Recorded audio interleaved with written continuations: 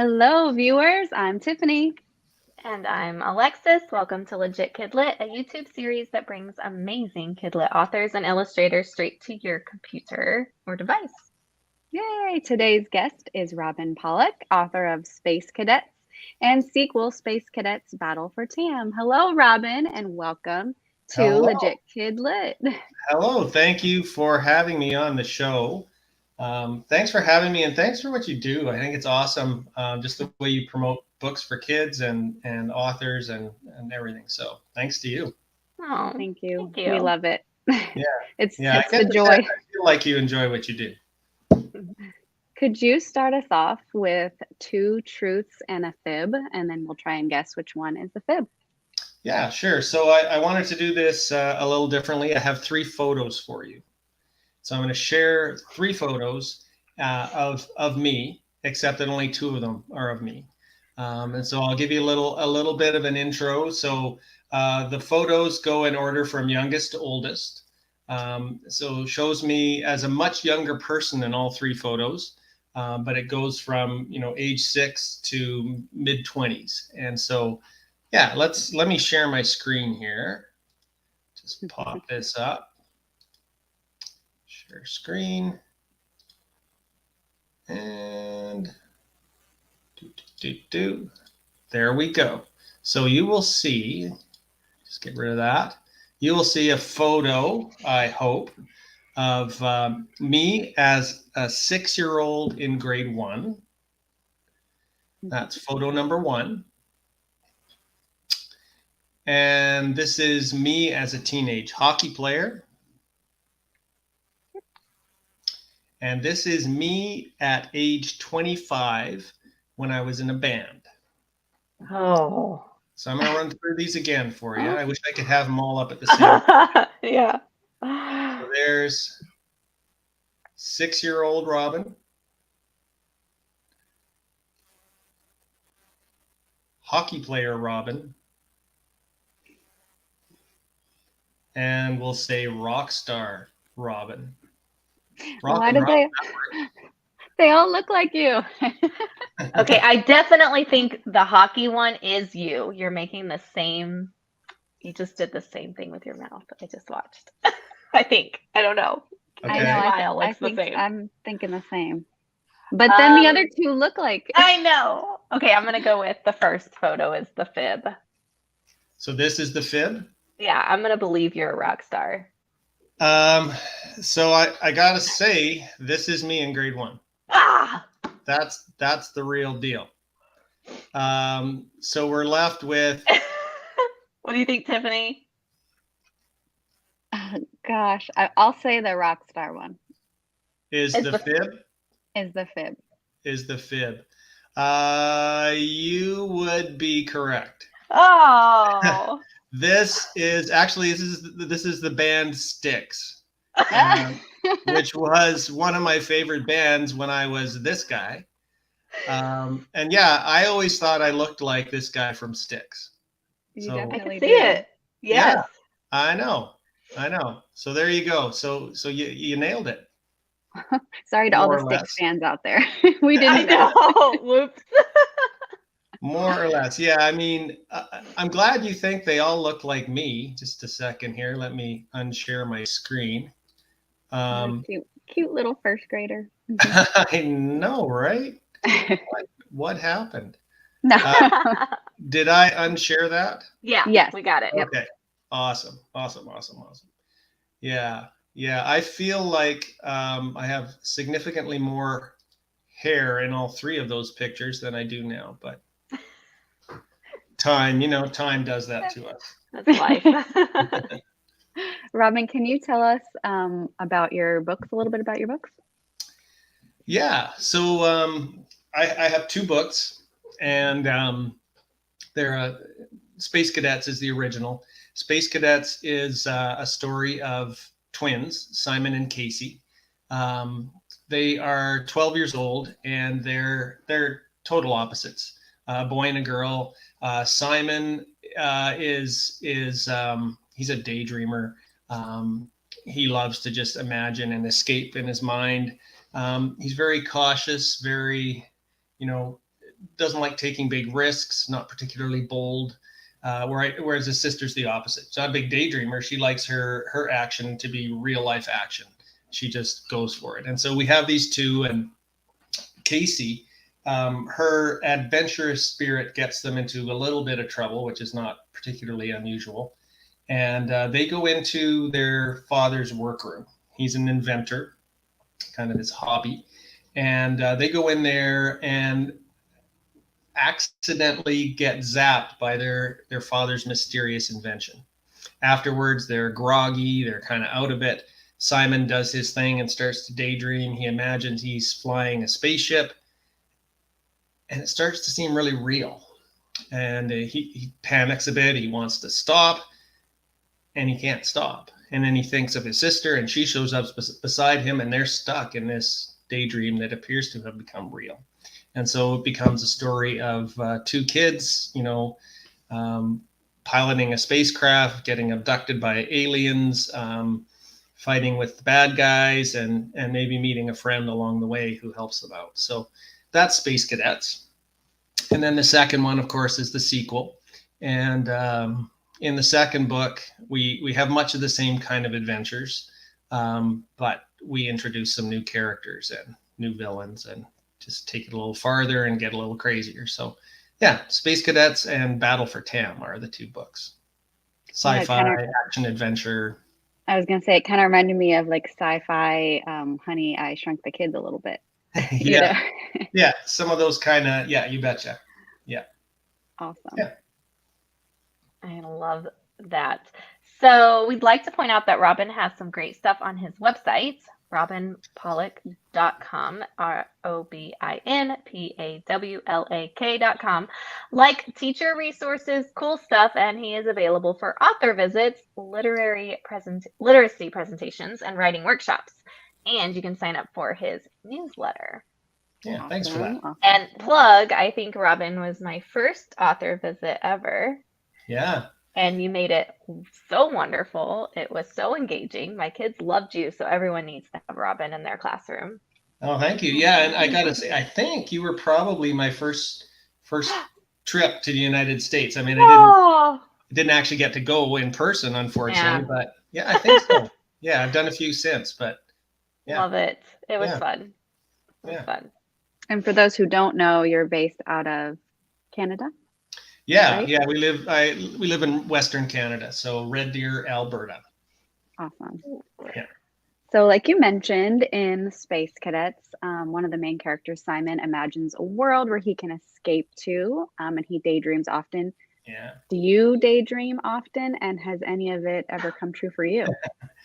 Okay, so do I daydream often? Well, as a kid, absolutely.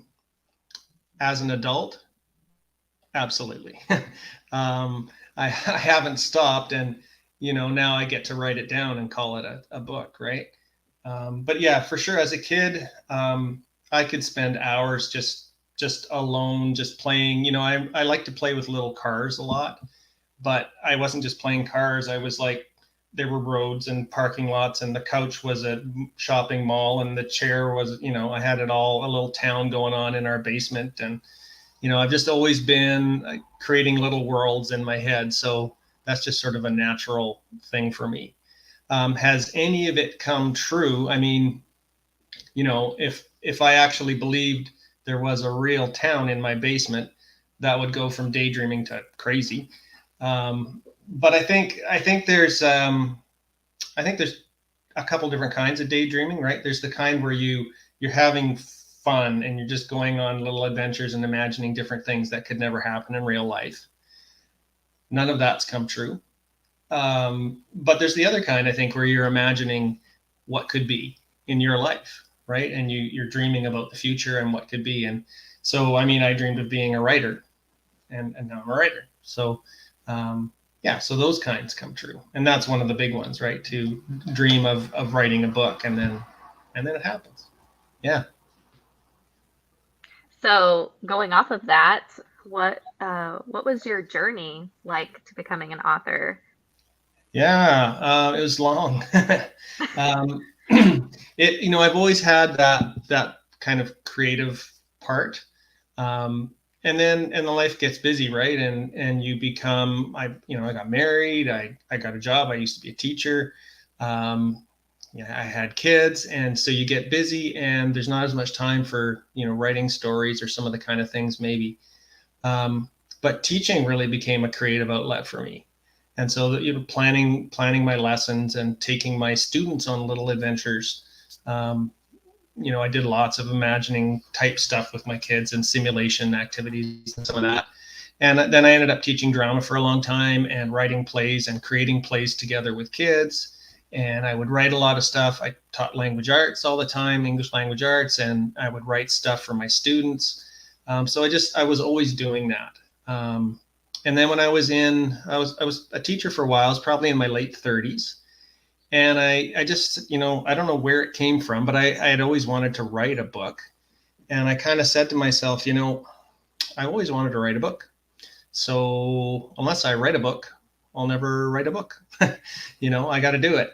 And so just in my spare time, which wasn't necessarily a ton at that point in my life, but I just picked away at it for about a year. And I would write, and this was Space Cadets. And so I just thought this would be something that would be fun for me to write, something I felt fairly comfortable writing. And so I started it, and every time I finished a chapter, I'd read it to my own kids. And that was sort of my, if they responded the way I hoped they would, they laughed, they were excited, whatever, then I felt like I was on the right track. And if they didn't, then I knew I had to go back and rewrite. So they were my guinea pigs. So spent about a year doing that. Tried, took a couple of attempts at getting published, found out that's a lot of work and just not an easy thing to do, and not a lot of fun, not as fun as writing the story. I did get a couple nibbles, but nothing really came of it. And I kind of decided, A, this is not fun. B, I'm really busy right now. So I said, when I retire. And so I kept reading the novel every year to my students. But that went on for like 20 years, right? And then I knew I retired, well, not quite 20 years, but close to it. And I knew when I retired that this is what I was going to do. My students always said, Mr. Pawlak, you've got to get this published. And so I said, look, when I retire, I'll do it, I promise. And so when I retired, that was what I did. And I spent, I found out it wasn't quite as ready as I thought. I got some editing done and realized, oh, wow, I've got some rewriting to do. So it took about another year and a half after that. So almost 20 years from the time I wrote the first draft to when it was actually published. So that was a bit of a journey. Yeah. But I mean, it was awesome. Awesome journey. Loved it. That is quite the journey. But was it easier to write the second book? Oh, it didn't take 20 years, thankfully. I thought it was going to take a year and a half, 2 years, and it was about 4.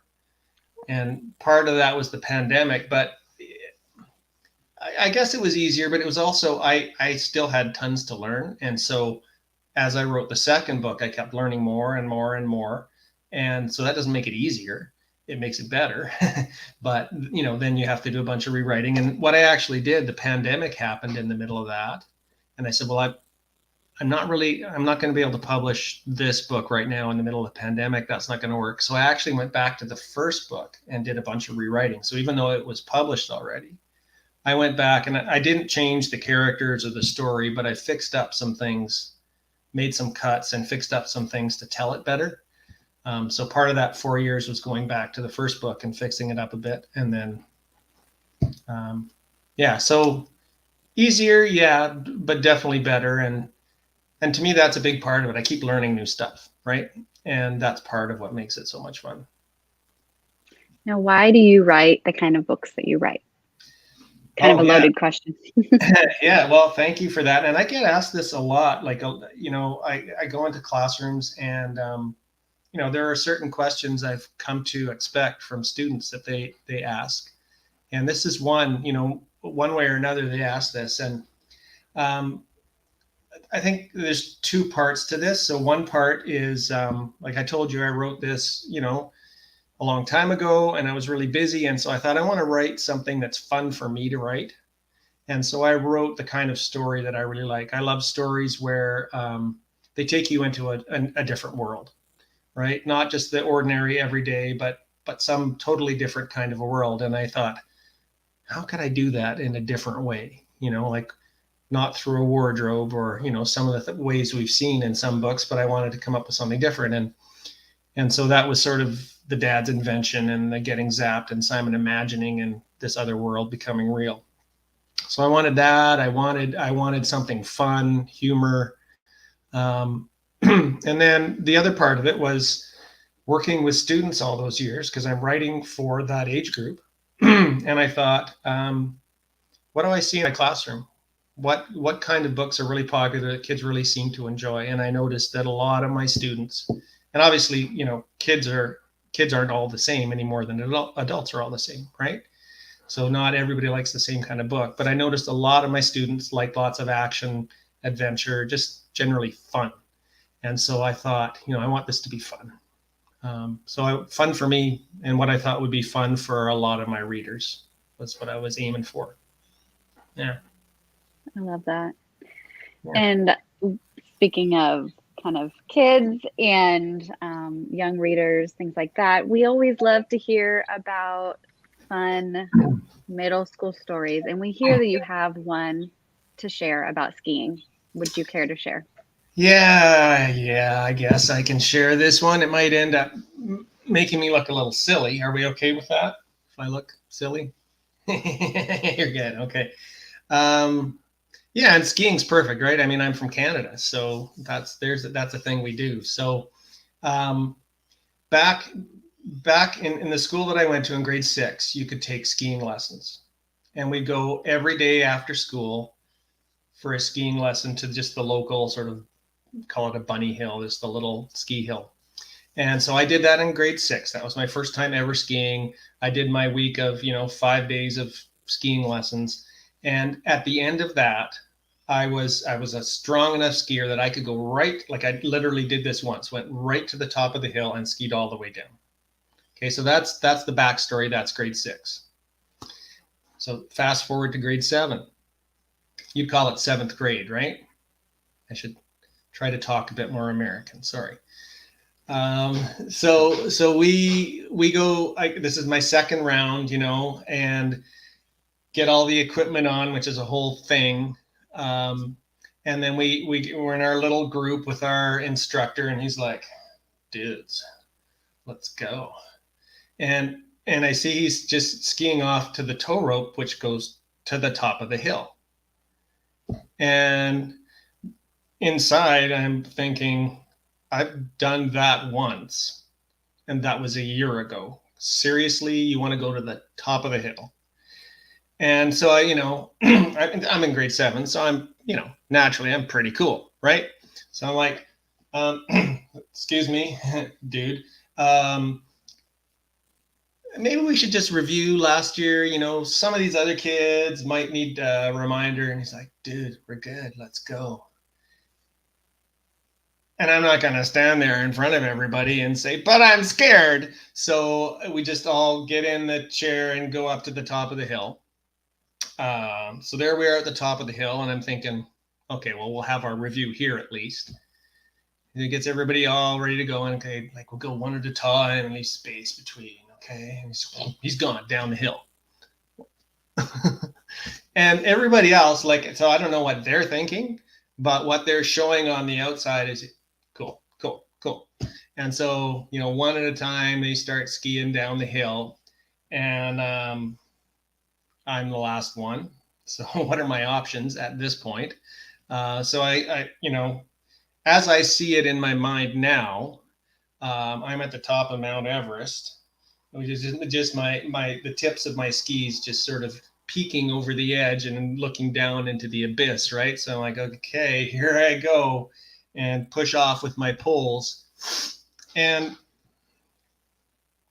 he really should have done some review, because this guy forgot about things like they taught us how to snowplow, to slow ourselves down. I didn't do that, right? Snowplow's this, I did this. pointed straight down the hill. I forgot about this thing to slow us down. No, I was like this, straight down the hill. And once I built up some speed, which wasn't long, when you do that and point yourself straight down, like I'm basically like an Olympic racer at this moment, right? Just down the hill. And I realize I've also totally forgotten how to stop.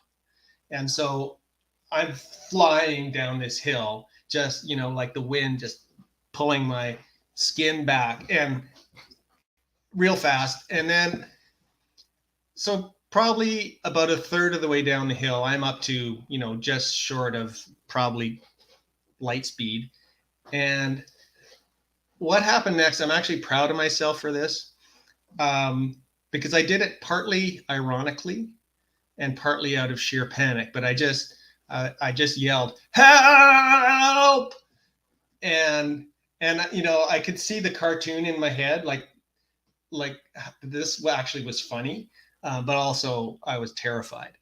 And shortly after that, I hit a mogul, sort of hard packed lump of snow, and hit the mogul and just exploded. So just limbs, equipment, everything goes flying, right? Just bam. And then, so everything goes into slow motion and I'm spiraling through the air. I land, and this particular ski hill was known for being a little bit icy. And so when I hit, I just kept going. Like I hardly slowed down, right? It's just, and so I'm tumbling and rolling and sliding and skidding for, I don't know, weeks. And when I finally come to a stop, I'm starfish, right? And looking up at the sky, and then two faces come over top. And they're two teenage girls, like older than I am and pretty. And so that's awesome, right? I'm a 12-year-old boy looking up at these two pretty girls looking down on me with concern. And one of them said, "Are you okay?" And I'm like, "No." And she's like, "Oh, we'll get help." And so I'm lying there. And of course, now I'm like literally right in the middle of the ski hill. So everyone can see, right? Everybody from my school, all my friends, all my peers can see, oh, Pawlak's bitten the dust. And so finally, I don't know, the guy comes up, the ski patrol, right? And I think, in my head, the weird things we think, I think, well, at least, because they have like a snowmobile and a toboggan. And I thought, well, at least I'll get a ride, right? I'll get to ride down the hill. But no, he just comes up, just himself, skis to where I am. And he's like, "Are you okay?" And I'm like, "No." And he said, "Well, let's, and I wasn't crying out in pain. I didn't really feel any pain. But he wanted me to get up. He said, it's like, you look like you're fine. Just let's get you up, right?" And so he gets me up on my feet, and I'm holding one foot up from the ground. And he said, he said, "Does it hurt?" And I went, "Well, no, not really." And he said, "Well, just, put a little weight on it." And I'm like, "No, it's broken." It just felt like there was nothing there, right? And he said, "Well, I'm sure you're fine. Like, just try to put a little weight on it." No, it's broken. And so he's like, kind of shrugs, right? And so this is the awesome moment. Well, two things. So first of all, he gets me back down on the ground. He puts a splint on, which is this ginormous, this is back in the 70s. It's literally a wooden box that's, the length of, say, from my knee to my heel. And it's a wooden box on three sides, and then it's got foam or whatever, and it straps onto your leg as a brace, because he's like, the kid says his leg's broken, whatever. And it's bright yellow, right? So if I need anything else to draw the attention of those around me, this bright yellow box is going to do it. But then worse, and then he sort of gets me up on one leg with this splint on, and I'm kind of looking around like, "Where's the toboggan?" He's like, "I got you." And he scoops me up like a baby in his arms. Right. So he's holding me like this with my big yellow box dangling, and he skis down the hill with me. And I'm like, oh, hello, everyone. Hello. Oh, there's the girl I have a crush on. Hello. Ah, yes, all my friends from the hockey team. Hello. And, takes me down. So get to the hospital. My dad actually worked at the hospital. He's the one who gave me the news. He said, yeah, you did it. Your leg's broken after the x-ray. So, yeah. So that was actually, and I missed the hockey playoffs that year. I was our team's goalie. I missed the playoffs. My coach was really mad at me. So that was the last time I skied. Until when I was an adult, I took it up again. Yeah. Let's go straight to that video footage of you falling down the hill. Yeah. No, I'm just kidding. No, We don't have it's that. probably on YouTube somewhere. Worst ski fail ever. Oh, Yeah. well, I'm glad that nothing else got too badly hurt. Yeah, no, it was, as breaks go, it wasn't that bad. Your ego a little bit, but My ego, not a little and bit. your leg. quite a bit, actually. Oh man. Yeah. We are having so much fun, but we're already at time. But we do want you, I know it goes by so fast here at Legit KidLit. We would love it if you could take us through a quick writing activity. And viewers at home as well. Yeah. So this is super simple. When I was teaching, I noticed that my students often were stuck for ideas, right? We're sort of stuck right at the beginning. I don't know what to write. And so, and that's a lot of what I do when I go into schools and stuff, is sort of help people get started. So this is a really quick and easy one that I used to do. I would say, okay, so everybody give me a kind of animal. So just give me an animal. Elephant. Okay, so we're going to go with elephant, right? And so give me a place. Like, it doesn't have to be like a city, but just any kind of like a rickety bridge or a barn or any kind of a ski place. slope. Ski slope. Well, thank you, Alexis. No problem. An elephant, a ski slope, and then give me really quick a random object. A wrench. Okay, so we are going to have a story with an elephant, a ski hill, and a wrench. Go. So, often I would do that. And, it's something, so for those of you watching at home, you can make a list, right? You can have one list with animals. So you have 20 animals on your list. And then one list with places and one list with random objects. And then just close your eyes and go boom, boom, boom. Pick one from each list and there's your story, right? Or in a classroom, you could have lists like that up. What I would do sometimes in my classroom, because we would talk about the parts of a story, and I'd say, okay, so one of those things has to be the problem in the story. So maybe it's the wrench. Like it's up to the writer, right? And then one of those things has to be the solution to the problem. So what did we have? We had an elephant, a wrench, and a ski hill. So, maybe an elephant comes along and saves the day or whatever, right? So there are different ways to change it up, but just that basic idea of you get these lists and just pick one from each. And I call it random stories. And just the randomness of it is just part of what makes it fun, I think. Yeah. It was so much fun. It kind of reminds me of our draw episodes as well, like where they, the creators have a couple of things and they mash it up and then they can kind of create a story from that as well. So I love that. Yeah. So fun. Thank you so much for that activity. Yeah. And we hope everyone at home or at school enjoyed it as well. Teachers and librarians, please be sure to reach out to Robin and schedule a visit with him. And students, remind your teacher to reach out for a visit as well. To all our readers, we hope you enjoyed our show and are inspired to pick up some new and amazing books. We'll be back next Sunday with a new author or special guest and plenty of fun. I'm Alexis. And I'm Tiffany, and we're signing out. Thanks, Robin. Thank you, Robin. Thank you. Bye-bye, everybody.